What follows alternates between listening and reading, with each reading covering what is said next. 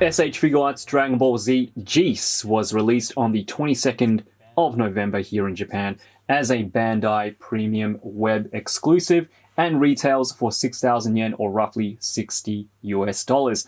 I think there's quite a bit of confusion when it comes to the release schedule and availability of the Ginyu Force members. Contrary to what many believe, this is not just a Premium Bandai US exclusive. The US-based Premium Bandai site also had Jiece on pre-order, but it was also an exclusive for the regular Japanese-based site as well, meaning he isn't as hard to get your hands on as to say Zamasu, which was solely retailed to US residents. I got Jiece first because I live in Japan, but the US release will be next month. Jiece, aka Red Magma, is the second Ginyu Force member to be released in the Figuarts line, and coincidentally the team's second in command and a close friend and partner of fellow Ginyu Force member Berta. He is also the third figure in the Namek Arc series of figures, which means he does come with one of the 7 Namekian Dragon Balls, the number 2 Dragon Ball to be precise. So to be honest, I didn't know too much about Jiece as a character other than what I remember from watching the original series, but after a quick background check, I was quite surprised to find out that Jiece comes from the same system of planets as Cooler's right-hand man, Salza.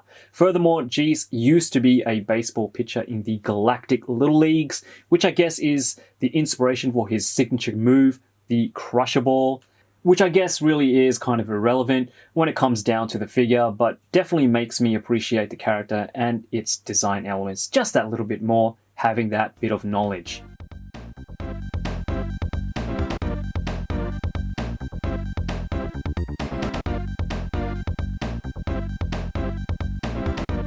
Moving on to the figure itself in terms of aesthetics, I really do think Bandai have knocked it out of the park with this figure. The head sculpt is a beautiful representation of Jiece, especially with that cocky smirking expression, the excellently sculpted hair, which to me always looked like fur, but nevertheless I think looks great in plastic form. I also really like the overall proportions of Jiece, which is where I think demoniacal fit kind of failed. Though I don't have the figure actually in hand, from all the photos and all the reviews that I've seen, though I do think it's a decent attempt, always look kind of blocky and square. Jiece, as I recall, was always a little shorter and a little stockier in physique, but still had, for lack of a better term, curves. He wasn't a brick. I think Figuarts have really captured the overall silhouette without being too blocky or wide-legged. As with most releases from the Figuarts Dragon Ball lines, there really isn't too much in terms of paintwork or shading. Actually, I don't think there is any shading on Jiece at all. Still, the molded plastic colors like the reds do pop, and that's due to the nature of the character's design. However, for what is painted, like the faceplates, his armor, the Ginyu Force logo, are all very sharp and clean, no defects, no QC issues.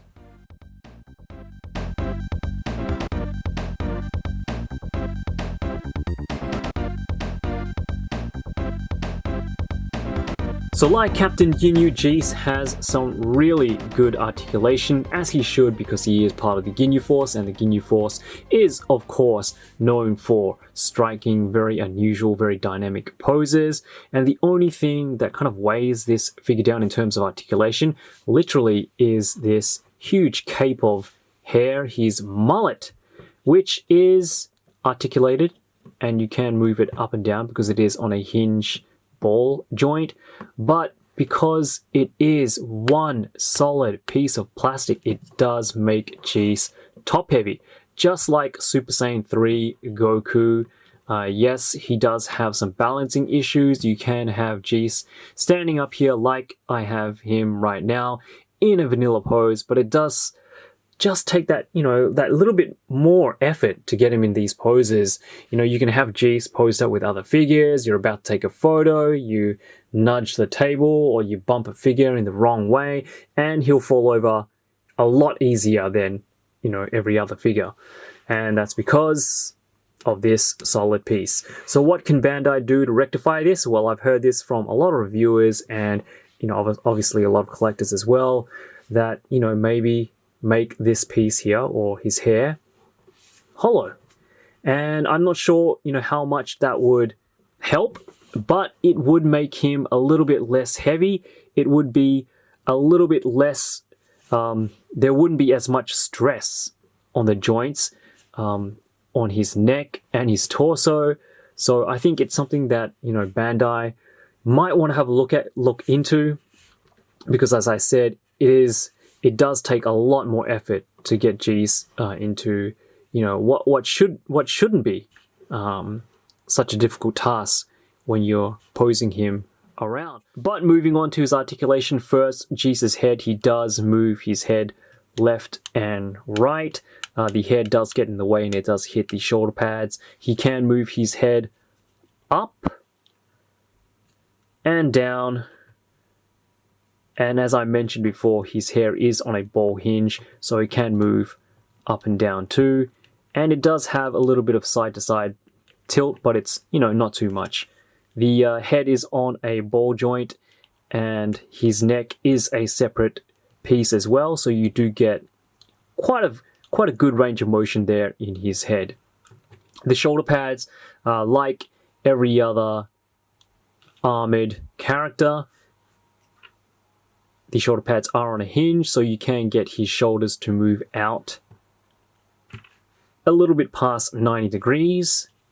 He does have 360 rotation, and he does have some decent butterfly joints as well. Upper bicep swivel,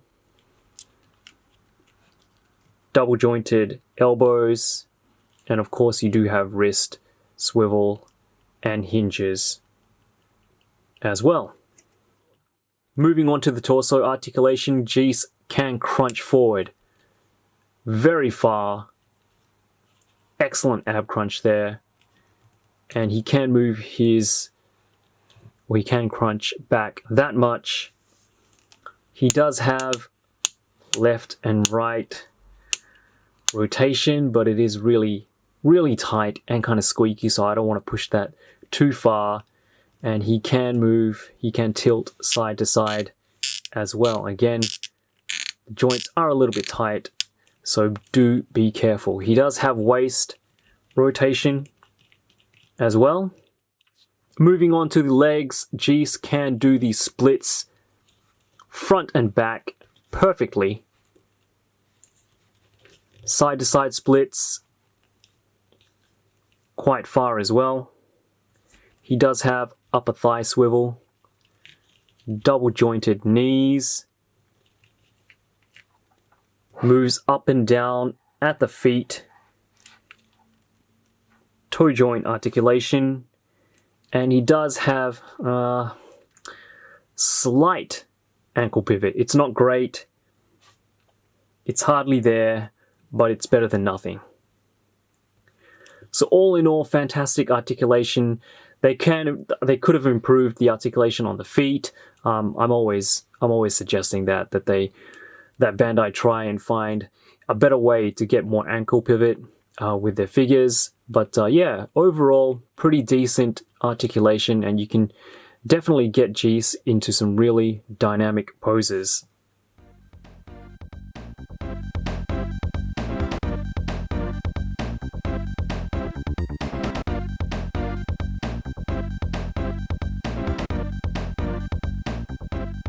So Jiece comes with a plethora of accessories, not only for his figure, but for other existing figures in the line as well. More specifically, Goku raised on Earth, and that's of course the head with the Scouter, when Ginyu takes over Goku's body. And I have to really applaud Figuarts for doing this. I really enjoy getting accessories for other figures in the line. It really makes all the figures feel like a cohesive series, not only in scale, but the fact that you can use accessories for figures you already own is a really great idea and a trend I hope Figuarts continues. Unfortunately, the head is one solid piece. It looks like the Scouter and the face are originally separate pieces, but they chose to glue everything together, so it's very much like the heads from Great Saiyaman. Nevertheless, it's a great addition to the set and something you can definitely display separately if you have a spare Goku, which I'm sure most of us do. With this, you also get a bunch of hands,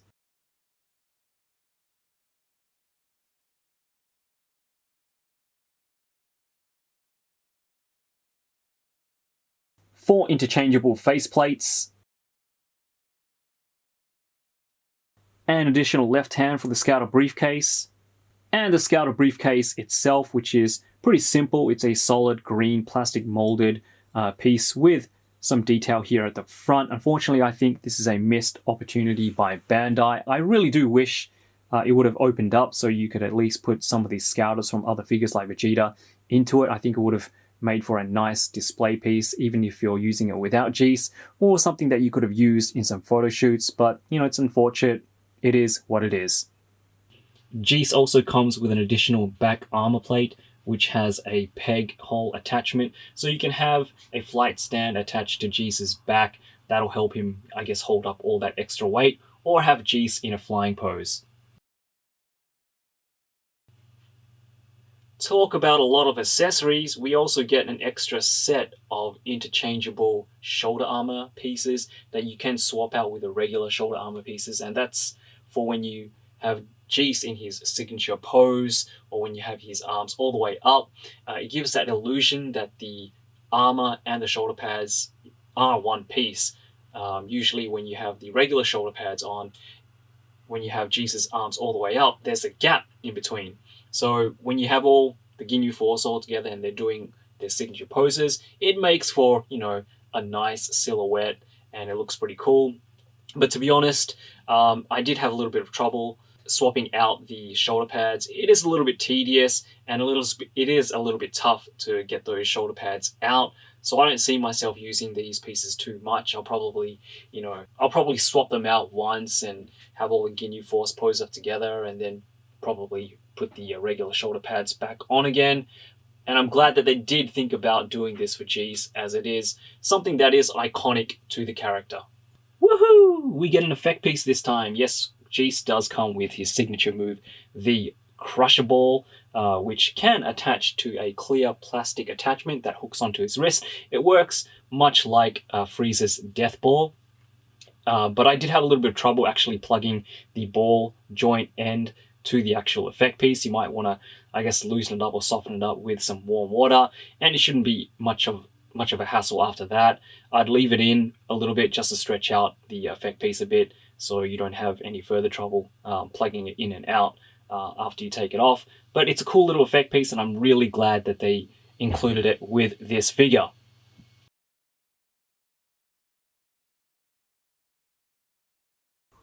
And last but not least, we do get the 2-star Namekian Dragon Ball, as with the other figures from the series, from the Namek Saga series. We do have the Namekian Dragon Ball here, and as you can see, you do get an inverse perspective of what you see on the other side there. Just a beautiful but really simple piece, and once we get all the Dragon Balls, all the Namekian Dragon Balls together, I think it'll make for a really nice display. Alright, body swap time. Let's do it.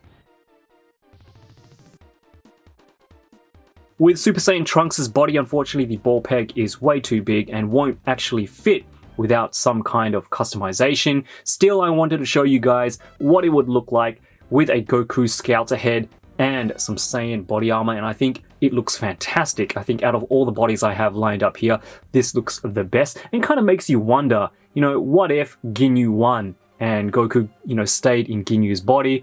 This is probably what Goku would look like. Sorry, Ginyu Goku would look like in an alternate reality.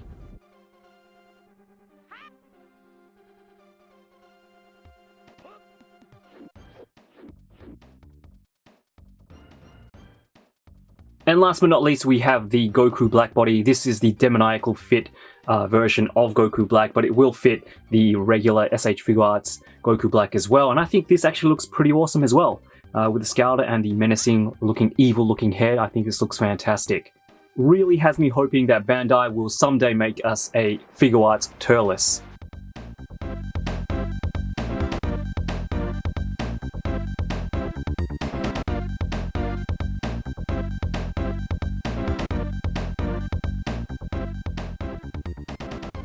Jiece and the Ginyu Force is an example of what Figuarts should be doing with all their figures going forward. Again, although I do understand from a business point of view, I don't always agree with Bandai's distribution strategies, and I'm definitely in the group of people who prefer not to have figures be web exclusives. In saying that, as a figure, I really do like what Figuarts are doing with the Ginyu Force. They are my favorite characters. They might not be for a lot of younger Dragon Ball Super fans, but you can really feel that someone in Bandai was really working hard to make these figures happen.